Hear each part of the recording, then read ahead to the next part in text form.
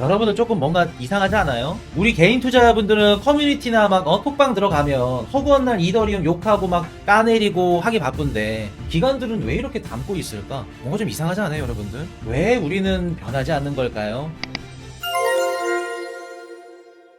자, 갑시다. 비트코인 98K 좋습니다. 비트코인은 반등을 했어요, 여러분들. 정말 좀 죄송한 말씀이지만 지금 조정당이라는 게 비트코인을 갖고 있고 비트코인 투자자분들한테는 무색할 정도로 비트코인은 조정이 아니에요. 엄밀히 따지면은 지금 알트코인들만 흐르고 있기 때문에 비트코인은 조정이 아니라는 거 98K 좋습니다. 자, 미국 증시 역시 반등이 나왔습니다.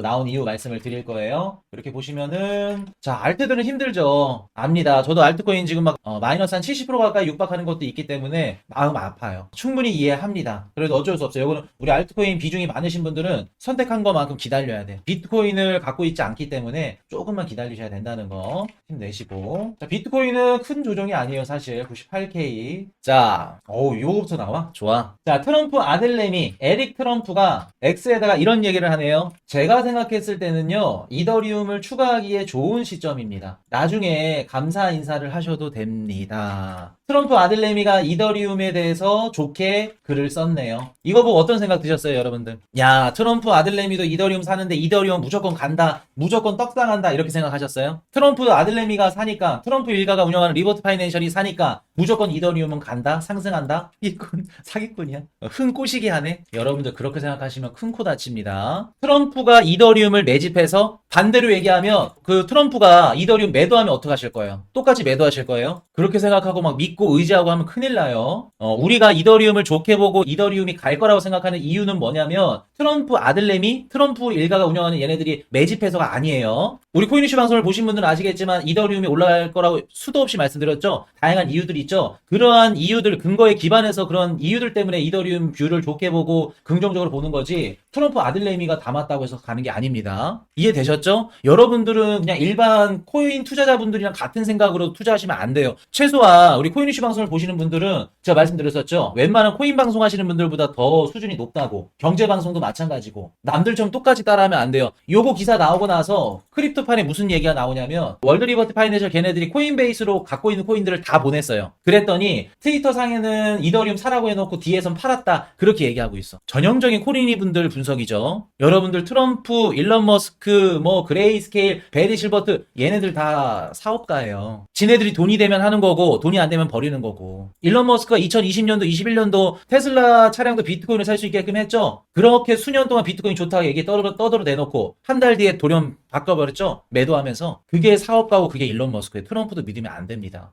이더리움이 왜 가격 상승을 할지 그런 부분들을 우리가 근본적으로 접근을 해야 되지. 트럼프 아들내미가 사서 좋다고 얘기해서 그냥 이더리움 홀더분들은 야, 이렇게 아들내미가 좋게 생각하구나. 그냥 긍정적으로 생각하고 한 귀로 듣고 한 귀로 흘리자. 여기에 왔다 갔다 치우치지 말자. 휘둘리지 말자. 라는 말씀 드립니다. 긍정적으로 생각은 해도 돼요. 얘네들이 매집한 이유가 있겠지. 그 정도 선. 반대로 매도해도 이유가 있겠지. 어찌됐든 난 이더리움 롱뷰를 걸었으니까 그렇게 보시는 겁니다. 자, 미국의 1월달 제조업 업황 확장 전환 트럼프 기대감 반영. 자, 미국의 경제 지표는 너무나도 좋아요. 때려 죽어도 좋습니다. 미국이 작년부터 어떻게 보면 좀 성향이 어땠냐면 서비스업 PMI는 좋았어. 서비스업 지표도 좋고 왜냐면 소비가 좋기 때문에 서비스업 지표가 좋아. 근데 한 가지 제조업 지표가 안 좋았죠. 근데 트럼프 정부가 들어서고 나서 제조업 지표까지도 좋아졌습니다. 서비스도 좋고 제조업도 좋아. 왜? 기업들이 공장을 신설하기 시작했고 제품을 찍어내기 시작했죠. 이제는 정치적 불확실성이 끝났어. 트럼프 대통령이 뭐를 좋아하고 무슨 정책을 펼치고 어떠한 수출 정책을 펼칠지 알아. 그러니까 제조업에서도 확장으로 전환이 된 거죠. 서비스업, 제조업 둘 다 좋습니다. 미국의 경제는 호황기예요. 그렇다면 지금 여러분들이 조정이 나오고 있고 힘든 상황을 미국의 정부 정책, 관세 정책, 불확실성 때문에 하는 거기 때문에 이것만 또 해소되면 미국의 경제가 짱짱하게 받쳐주고 있기 때문에 걱정 없다. 트럼프 기대감 반영됐다. 좋다는 겁니다. 자, GDP 나우 1분기 추정 개시 직후부터 대폭 상향치 3.9%. 여러분들 볼게요. 2025년도 미국의 1분기 GDP 있죠? 물론 GDP 나우 얘네들이 예상하는 거 수치는 바뀔 겁니다. 이거 확정치 아니에요. 3.9가 됐다가 4%가 됐다가 또 2%가 됐다가 1%가 될 수도 있어요. 진짜 그냥 빈대떡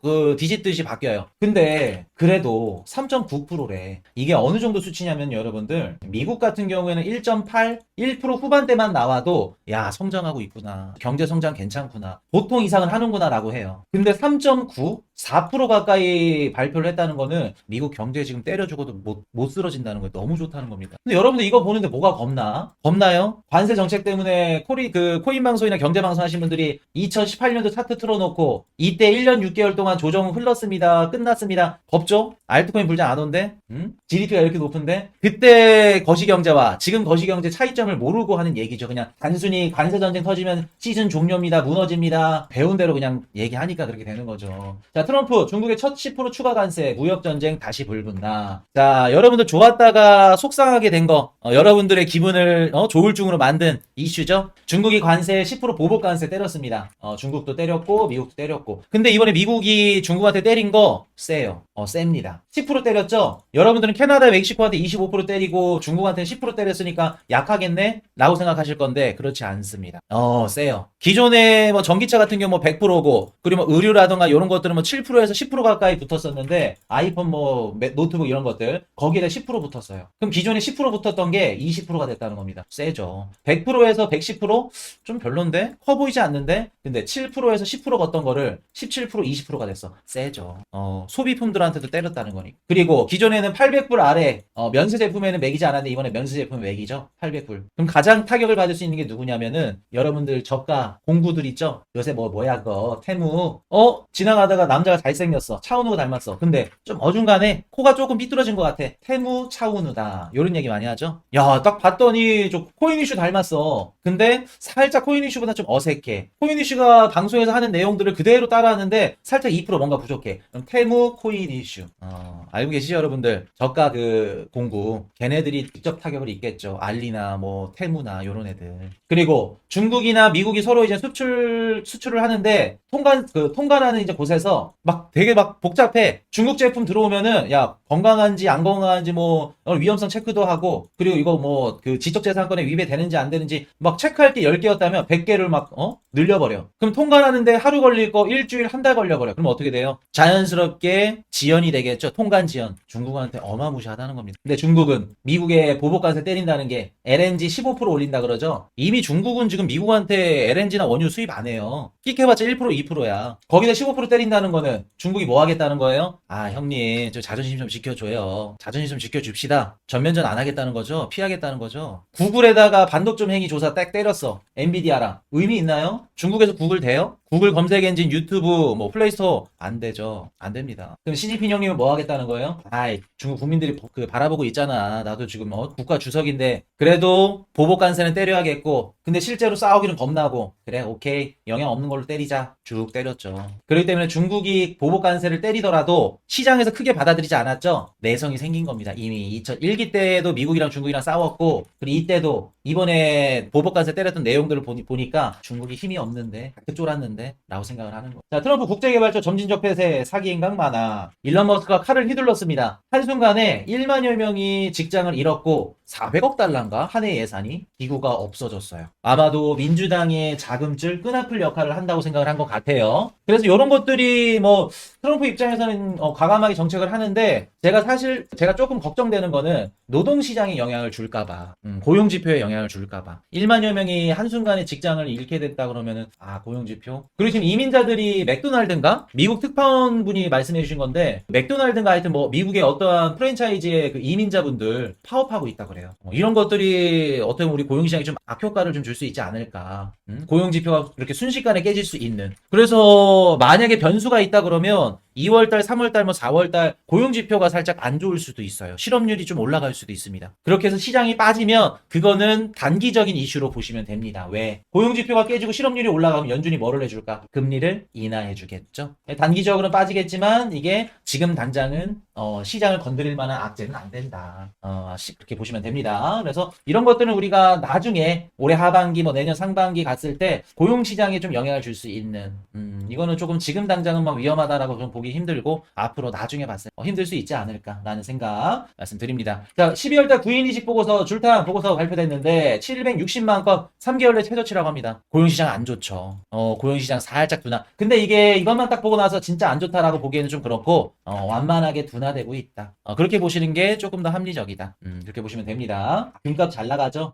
미중 관세 전쟁의 또 사상 최고치. 지금 금값 올라갈 수밖에 없어요. 트럼프 대통령이 관세 칼날을 흔들고 있기 때문에 지금은 정치적으로 불확실성 이렇게 커지면 안전자산으로 자금이 몰릴 수밖에 없습니다. 그렇기 때문에 여러분들 알트코인이 지금 회복을 못하는 거예요. 지금 당장. 이해되셨나요? 당연한 거예요. 이거는 당연한 논리야. 당연한 이치야. 여러분들이 갖고 있는 알트코인 자본이 알트코인 돈들이 다 어디로 가고 있다? 미국 채권, 안전자산으로. 그러면 관세 전쟁이나 이런 것들 위험성들이 다시 해소가 되면 금이랑 안전 미국 채권 요 시장에 몰렸던 자금들이 다시 우리 알트코인 시장으로 돌아오겠죠.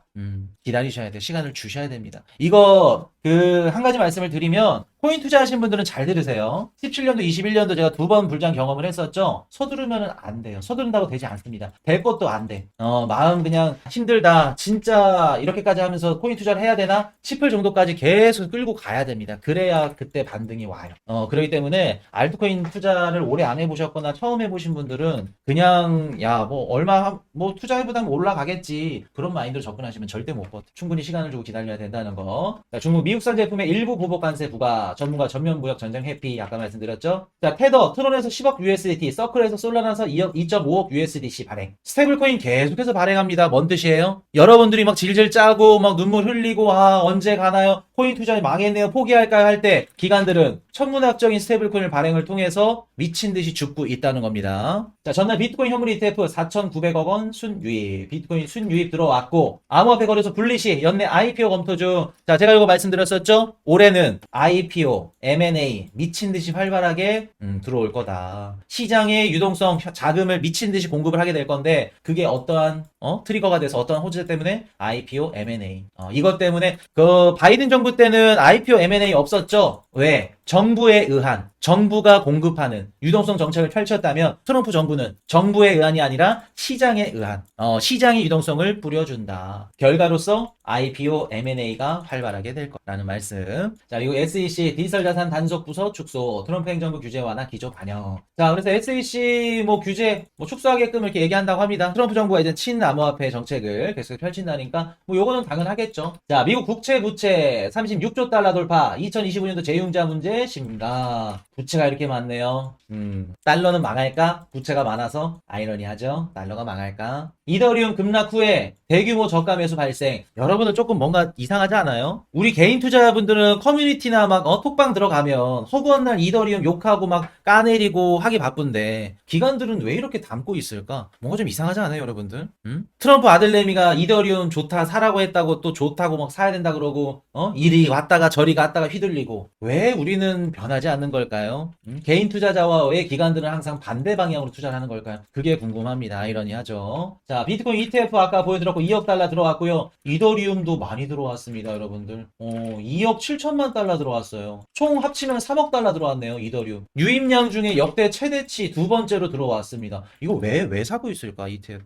스테이킹 기능도 없는 아무짝에도 쓸모없는 이더리움을 왜 3억 불이나 담았을까요? 곰곰이 한번 생각을 해봅시다. 자, 2월 6일 미국 신규 실업상 청구 건수 발표되고요. 2월 7일 미국 비노고용지수 실업률. 저는 이번 주 금요일날 걱정 안 해도 된다. 트럼프 뭐 행정 정책 때문에 갑자기 실업률 튄다? 지금은 아니다. 지금은 걱정할 필요 없다. 3월 달부터는 살짝 좀 보면 되겠죠. 2월 9일 중국 PPI 발표되고 2월 12일 미국 CPI 발표됩니다. 이게 제일 중요하죠. 여러분들 지금 관세 정책 펼치고 있죠. 그럼 시장에서 뭐가 궁금해요? 트럼프 대통령이 관세를 올리고 관세 정책을 펼치네. 물가 튀겠네. 그러면 CPI가 낮게 나오면서 야 물가 안 튀었어. 관세 정책 펼치더라도 물가 안 튀어. 그러면 시장 투자자들은 안도할 수 있겠죠. 미국 CPI 요거 중요하죠. 지금은 PPI도 중요하고 요거 12일날 13일날 두 개 다 중요합니다. 소매 판매 좋게 나오겠죠. 유로존 CPI까지 발표되면 2월달은 없고 이제 3월달로 넘어갈 겁니다.